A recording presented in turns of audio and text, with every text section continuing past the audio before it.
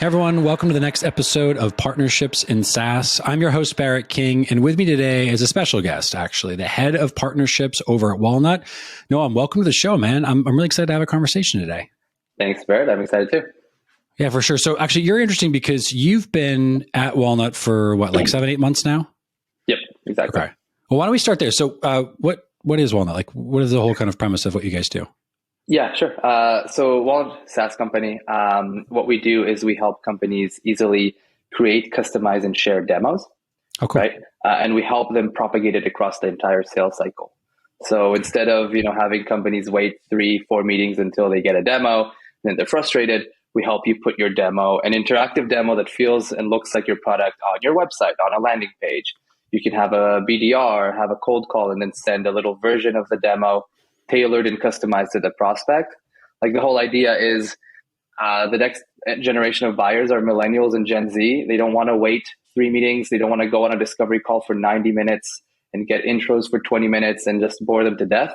We're trying to help companies adapt to that future of selling where you let people get a B2C experience while they're doing B2B, essentially. Yeah. Cool. Very cool. That's unique, actually. I was in sales for years and used to lead a corporate sales team, even here at HubSpot. And that sounds like something I would use. So that's cool. Yeah.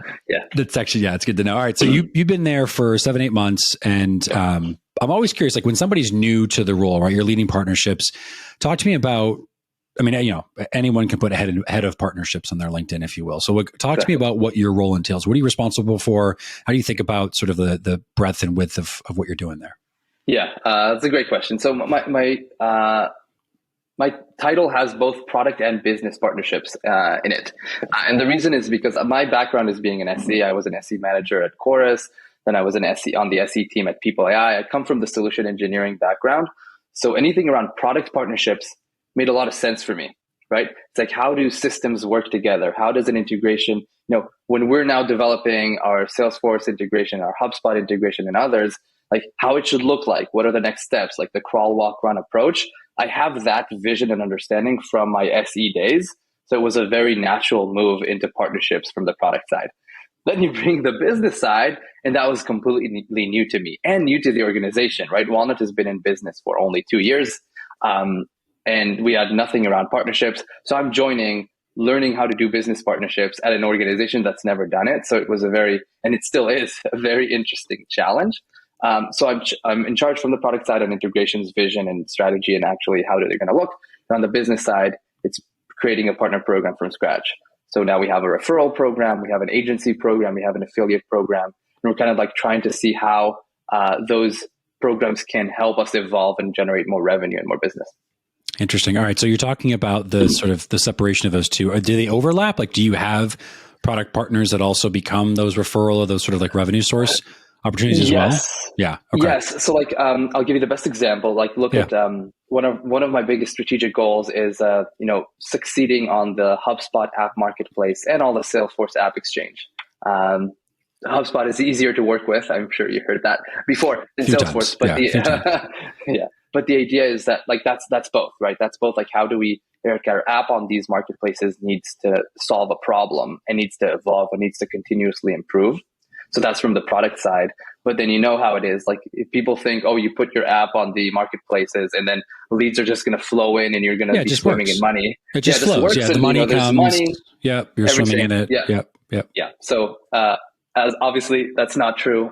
So it's like, how do you build a strategy of working, especially when it comes to HubSpot with HubSpot agencies, right? Like HubSpot is very big on the market, on the agency side and on the partnership side. What Pete Caputa started, 10 years ago? That evolved.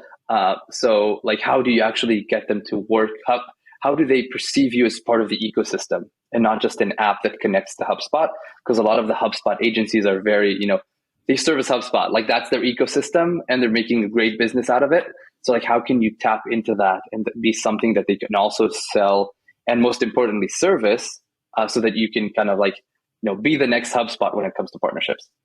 That's interesting. So you're sitting then between the vendor and obviously your customer. That makes sense to me. The other part of it sounds like is multidimensional. So you've got the tech integration on the front end.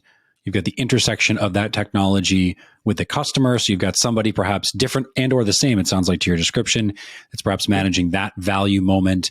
And then it sounds like on the kind of back end of it, it's this global picture of like, how do you as the leader develop, more opportunity, more revenue, more growth within those channels. So I want to talk about that. Actually, that's interesting. So when you're, and I know you're fresh, so like, we can kind of iterate together here, but when you're thinking about starting out, it's 7-8 months ago, so it's probably fresh for you in that sense.